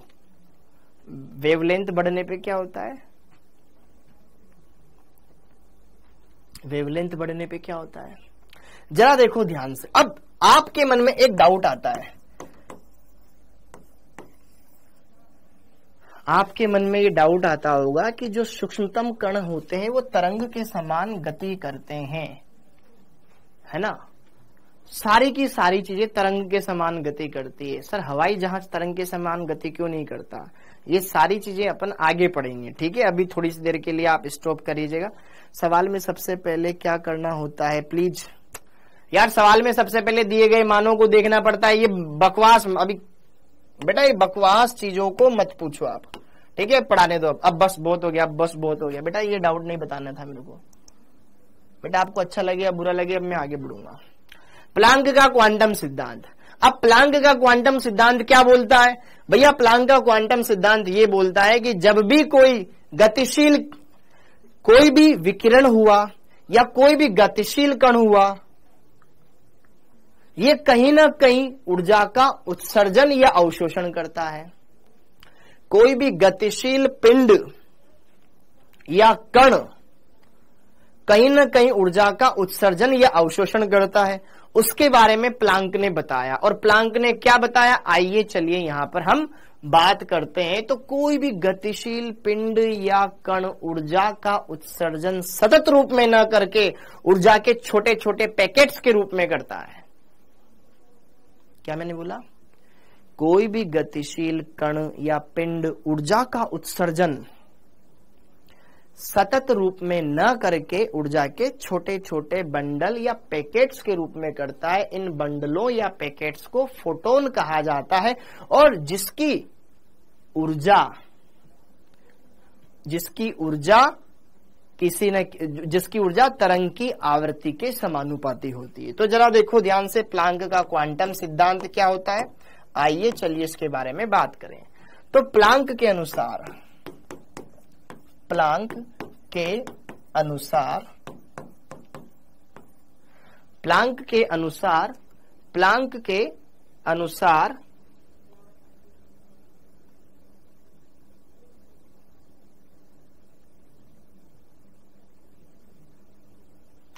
हाँ जी, प्लांक के अनुसार कोई भी पदार्थ या वस्तु से विकिरणों का उत्सर्जन या अवशोषण, प्लांक के अनुसार किसी पदार्थ या वस्तु से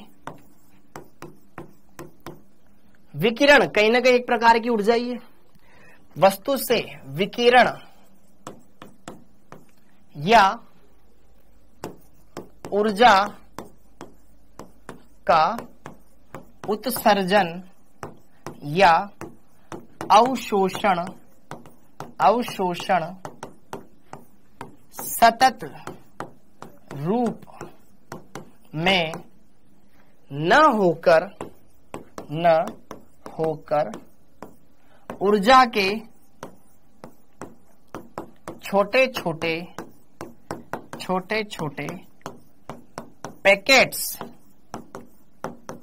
पैकेट्स या बंडलों के रूप में होता है,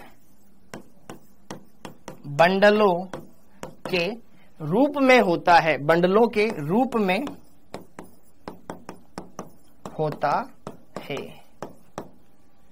इन्हें क्या कहा जाता है, फोटोन। इन बंडलों या पैकेट्स को फोटोन कहा जाता है, फोटोन कहा जाता है। ठीक है, इतना नोट कर लीजिए बेटा।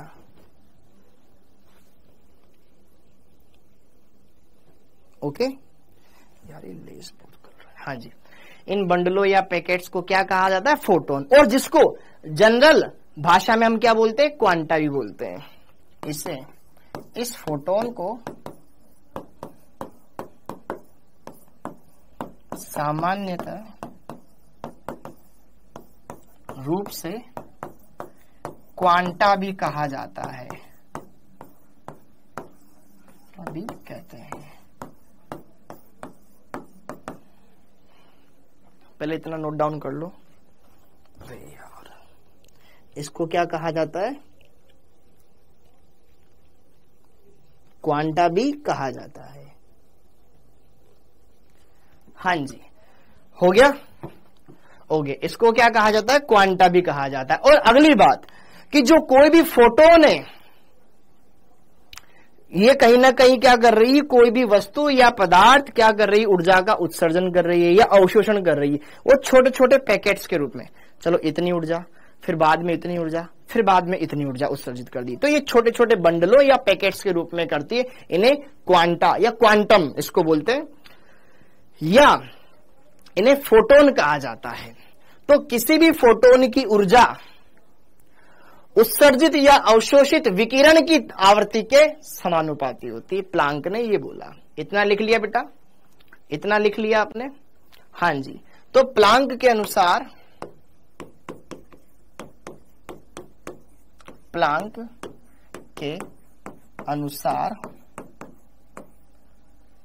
हाँ जी, फोटोन या क्वांटा की ऊर्जा E विकिरण की आवृत्ति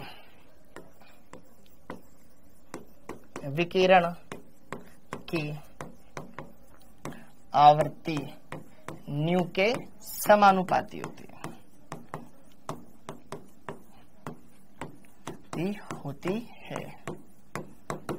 ठीक है, विकिरण की आवृत्ति के समानुपाती होती है। अर्थात जो ऊर्जा होती है वो कहीं ना कहीं आवर्ती न्यू के समानुपाती होती है, और समानुपाती का चिन्ह हटता है, एक नया स्थिरांक आता है h, small h, new bar, ये न्यू। जहां ये h क्या होता है, इसको बोला जाता है प्लांक स्थिरांक। क्या बोला जाता है? प्लांक स्थिरांक। h को बोला जाता है प्लांक स्थिरांक। क्योंकि मैंने देखा तुम्हारे डाउट को इतने खास नहीं आ रहे। हाँ जी, प्लांक स्थिरांक। और इसका मान कितना होता है बेटा? 6.62 इंटू 10 की घात -34 जूल सेकेंड, जूल सेकेंड, ये इसका मान होता है। अर्ग में रखना हो तो 6.62 इंटू 10 की घात -27 कर दो, क्योंकि 1 जूल में 10 की घात 7 अर्ग होते हैं। 10 की घात 7 रखोगे, ये माइनस का 34 है, -34 में से 7 गए तो कितने बच गए? -27 अर्ग सेकेंड में। h क्या है? प्लांक स्थिरांक। अब इतनी बात हो गई, मतलब ये एक फोटोन की ऊर्जा है, मतलब एक फोटोन h न्यू ऊर्जा उत्सर्जित करेगा। अगर 2 फोटोन है तो 2h न्यू, 3 फोटोन है तो 3h न्यू, 4 फोटोन है तो 4h न्यू, अगर ऐसे n फोटोन हो तो nh न्यू। ये एक फोटोन की ऊर्जा है, ठीक है। तो ये एक फोटोन की ऊर्जा किसके बराबर होती है? h इंटू न्यू के बराबर होती है। यदि n फोटोन हो तो क्या हो जाएगा बेटा? अगर n फोटोन हो तो E बराबर NH न्यू हो जाएगा। एक फोटोन की ऊर्जा h न्यू, 2 फोटोन की ऊर्जा 2h न्यू, 3 फोटोन की ऊर्जा 3h न्यू, 4 फोटोन की ऊर्जा 4h न्यू, जहां n क्या है? n 1 2 3 4 dot dot dot dot dot कोई भी संख्या है, मतलब सदैव इसका पूर्ण गुणज रहेगी। समझ में आ गया? n फोटोन हो तो ये इस तरीके से हो जाएगा। ये और ये वाला फॉर्मूला आया, चमका, ठीक है। ओके, अब इसके बाद थोड़ा सा इसमें और देख लेते हैं। इतना नोट कर लो फटाफट से। हाँ जी, क्योंकि बेटा तुम्हें तुम्हारे माहौल में रह करके नहीं पढ़ाया जा सकता, उस कंफर्ट जोन से बाहर निकलना पड़ेगा और चीजों को थोड़ा सा आगे चल करके समझना पड़ेगा। क्योंकि कंफर्ट जोन का मतलब होता है थोड़ा आलसपन, उस आलसपन से थोड़ा बाहर निकलो, चीजों को देखो, हकीकत में जियो। क्योंकि पेपर में ये आने वाला है, अगर हमें ये नहीं आता है तो फिर बेटा क्या ही मतलब। ओके, तो थोड़ा सीरियसनेस दिखाओ, पढ़ाई करो। अगर आपने चीजें पढ़ी नहीं है, बैकलॉग हो गया है, तो उस बैकलॉग को क्लियर करो। बहाने हजार हो सकते हैं। हाँ जी, इतना क्लियर हो गया है? ओके, अब आगे बढ़ते हैं। हाँ, चूंकि हमें पता है बेटा E बराबर होता है h न्यू, ये हम जानते हैं, ठीक है। ओके, ये हमने देख लिया। हाँ जी, चूंकि हम तो ये भी जानते हैं बेटा C बराबर न्यू लेमड़ा, तो लेमड़ा का मान यहां से रख सकते हैं कि C अपॉन, अच्छा सॉरी, न्यू का मान यहां से रख सकते हैं क्या? न्यू का मान यहां से क्या हो जाएगा? C upon lambda. समीकरण 2, न्यू का मान 1 में रख दो। समीकरण 1 एवं 2 से, हाँ जी, 2 से मान 1 में रख दो, तो E बराबर कितना आ गया? H, न्यू का मान C अपॉन लेमड़ा आ गया, तो E बराबर HC अपॉन लेमड़ा आ गया। E बराबर HC अपॉन लेमड़ा आ गया। ये एक फॉर्मूला अपना और तैयार हो गया, ठीक है। ओके, और चूंकि हम ये भी जानते हैं 1 अपॉन लेमड़ा किसके बराबर होता है? न्यू बार के बराबर होता है, तरंग संख्या के बराबर होता है, तो 1 अपॉन लेमड़ा की जगह न्यू बार भी हम रख सकते हैं। एक फॉर्मूला ये तैयार, एक फॉर्मूला ये तैयार, HC न्यू बार।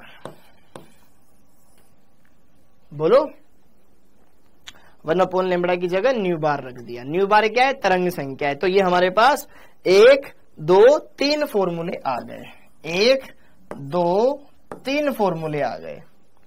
ये एक फोटोन की ऊर्जा है, और अगर ऐसे n कर दे तो यहां पर हम इसको ऐसे भी लिख सकते हैं, n फोटोनों के लिए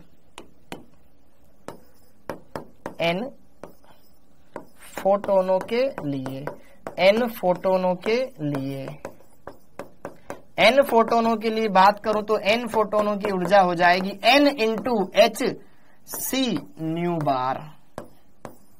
ये n फोटोनों की ऊर्जा आ जाएगी। ठीक है, यहां पे n लगा लो n फोटोनों के लिए, यहां पर भी E के पैरों में n लगा लो n फोटोनों के लिए। ठीक है, तो यह वाला पार्ट और यह वाला पार्ट डन हो गया। अरे अच्छे से हो जाएगा, अच्छे से हो जाएगा, क्लियर कर सकते हो। जैसे कि एक क्वेश्चन लिखते हैं बेटा, जैसे कि एक क्वेश्चन लिखते हैं, जैसे कि एक क्वेश्चन करते हैं। हाँ जी, ओके। हाँ, इनमें से कोई भी क्वेश्चन ऐसा नहीं है कि जो आप ना कर सको, जो कि आप ना कर सको। हो गया,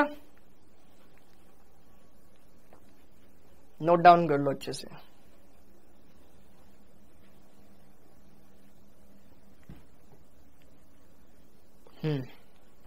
हो गया। हाँ, एक क्वेश्चन करते हैं। एक फोटोन की आवृत्ति एवं ऊर्जा ज्ञात करो, ज्ञात करो जब इसकी तरंग दैर्घ्य 4000 एंगस्ट्रॉम हो। जरा देखो क्वेश्चन को समझो। मुझे क्या ज्ञात करना है? आवृत्ति न्यू का मान, फिर ऊर्जा ई का मान। एंगस्ट्रॉम के पदों में क्या दे रखा है? एंगस्ट्रॉम के पदों में किसका मान दे रखा है मेरे को? यहाँ पर लेमड़ा का मान दे रखा है। तो सॉल्यूशन, तरंग दैर्घ्य क्या दे रखी? दिया है। तरंग दैर्घ्य लेमड़ा दे रखा है। कितना दे रखा है? 4000 एंगस्ट्रॉम दे रखा है। ओके, हाँ जी। अब कहीं ना कहीं यहां पर मेरे को एंगस्ट्रॉम को मीटर में बदलना पड़ेगा, मीटर में बदलना पड़ेगा। ठीक है, क्यों बदलना पड़ेगा? सूत्र की रिक्वायरमेंट। क्योंकि जरा देखो, अगर सपोज करो मैंने ऐसा ही लिख दिया, चूंकि भाई अगर मेरे को पहले आवर्ती ज्ञात करनी है तो हम ये जानते हैं C बराबर होता है न्यू लेमड़ा, और मैं यहां पर न्यू का मान निकालने के लिए क्या करूंगा? लेमड़ा को बटे में डाल दूंगा C के। C प्रकाश का वेग होता है, जिसका मान क्या होता है? 3 गुणा 10 की घात 8 मीटर प्रति सेकंड, मीटर में। तो ये एंगस्ट्रॉम में, तो अलग अलग राशियां नहीं चलेगी। तो यहां पर आप जैसे लिखोगे 3 गुणा 10 की घात 8 मीटर प्रति सेकंड या मीटर सेकंड इनवर्स, एक ही बात है। ओके, तो लेमड़ा का मान भी आपको किस में रखना पड़ेगा? मीटर में रखना पड़ेगा। किस में दे रखा है? एंगस्ट्रॉम में। कितना? 4000 एंगस्ट्रॉम। तो 4000 इंटू एक एंगस्ट्रॉम में कितने मीटर होते हैं? 10 की घात माइनस 10 मीटर होते हैं। ये यहां पे पुट कर दिया, तो मीटर से मीटर तो वैसे ही कट गया। ओके, अब जरा देखो ध्यान से, इस वैल्यू को थोड़ा फास्ट सोल्व कर लोगे तो काम बन जाएगा। 10 की घात 8 है, नीचे 10 की घात अगर मैं देखूं तो यार 3 जीरो, तो ये 3 जीरो, 10 की घात 10 में से 3 जीरो चली गई, 10 की घात माइनस 7 बच जाएगा, ऊपर जाएगा 10 की घात 7 प्लस का हो जाएगा। तो ये हो गया बेटा 3/4 गुणा 10 की घात 15। थोड़ा दिमाग लगाना, सेकंड इनवर्स के पदों में मान आ गया। इतना ही रहने दो इसको, ठीक है, वरना 0.75 आ जाएगा। ठीक है, 0.75 सेकेंड, 10 की घात 15 सेकंड इनवर्स आ जाएगा। ई ज्ञात हो गया। अब ई ज्ञात हो गया, सॉरी ई क्या, न्यू ज्ञात हो गया। हम ई भी ज्ञात कर सकते हैं, तो पहला पड़ाव तो ये खत्म। चूंकि अगेन हम जानते हैं ई बराबर एच न्यू। एच का मान प्लांक स्थिरांक कितना होता है? 6.62 इंटू 10 की घात माइनस 34 जूल सेकंड। आ गया? आ गया। हाँ जी, इसका मान कितना? 3/4 गुणा 10 की घात 15 सेकंड इनवर्स। तो ये सेकंड की घात 1, कुछ भी नहीं तो 1 मान लो, और ये -1, तो सेकंड से सेकंड वैसे भी कट जाएगा। ये सेकंड है और ये सेकंड इनवर्स है। जैसे कि देखो, ये मीटर है, और ये मीटर इनवर्स है। तो मीटर की घात 1, आधार समान, घाते जोड़ो, 1 - 1 कितना हो जाएगा 0। किसी की भी घात 0 उसका मान कितना होता है 1। पढ़ा होगा ना फिजिक्स में। हाँ जी, तो यहां पे जरा देखो ध्यान से, ऊपर सेकंड और ये सेकंड इनवर्स, छम छम, पहले तो सिर्फ जूल के पदों में आंसर आएगा। इसको आपको सोल्व करना है। 6.62 3/4 इंटू में 10 की घात -34 और 10 की घात 15, कितना बच जाएगा 10 की घात -19 जूल के पदों में आंसर आ जाएगा ऊर्जा का। इसको सोल्व करना है बस। 4 ऑप्शन दे रखे होते हैं पेपर में, उनमें से जो सुटेबल हो उसके हिसाब से देखना पड़ेगा। ओके, जूल में दे रखा है कि इलेक्ट्रॉन वोल्ट में दे रखा है, मैटर करता है। और हमें पता है 1 इलेक्ट्रॉन वोल्ट में कितने जूल होते हैं। ठीक है, तो अगर आपको जूल में दे रखा है तो तब भी ठीक है, इलेक्ट्रॉन वोल्ट में पूछा जाए तो इलेक्ट्रॉन वोल्ट में भी हमें कन्वर्ट करना आना चाहिए। ठीक है, ओके जी, ओके। हाँ, अब बाकी बातें नेक्स्ट क्लास में करेंगे। हाँ, अब बोलो भाई। यार देखो, तुम्हारे में से किसी का एक ढंग का डाउट मेरे को दिखा नहीं था। एक ने जरूर कुछ पेज भेजा था बेटा, ये कोई पेपर थोड़ी ना है बेटा। यहां तो आप कोई भी वैल्यू निकाल लो ना, यहां पर तो हमने क्या किया, सिर्फ जूल में निकाल लिया। अब पेपर में सपोज कर तेरे को इलेक्ट्रॉन वोल्ट में पूछा जाए तो इलेक्ट्रॉन वोल्ट में भी हम कन्वर्ट कर सकते हैं।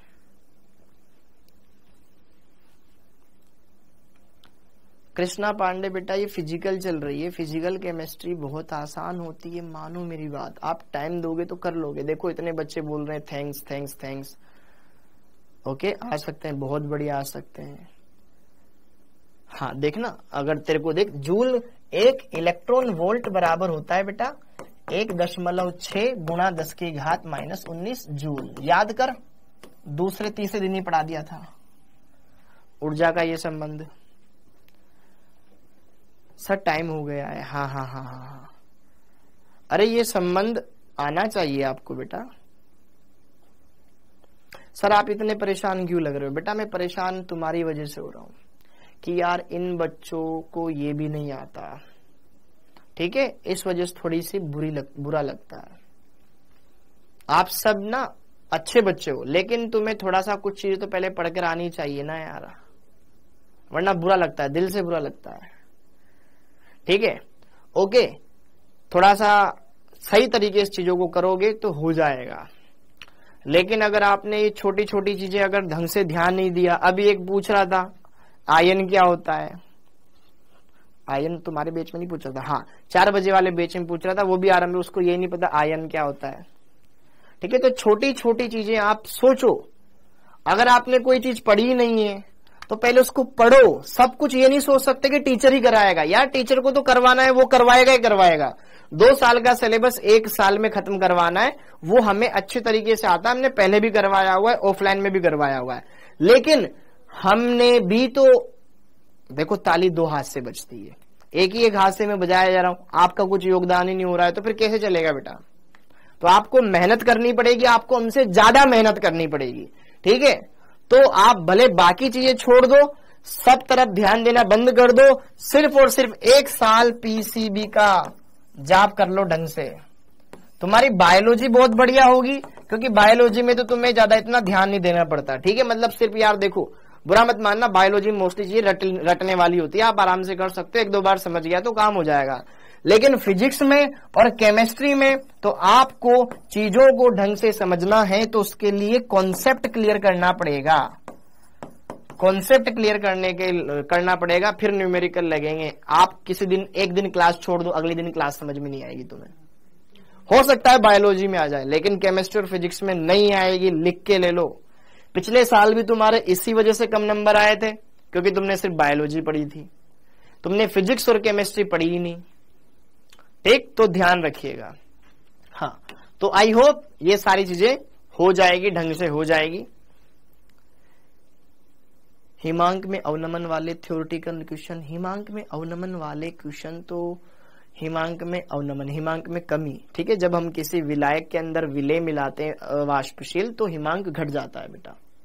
ठीक है, जितनी कमी होती है उस कमी को ही बोलते हैं हिमांक में अवनमन। ठीक है, ओके जी, हाँ जी। तो आप सभी का बहुत बहुत धन्यवाद, थैंक यू बेटा। प्रैक्टिस कीजिएगा, दोबारा से लेक्चर देखो। ओके, थैंक यू, जय हिंद।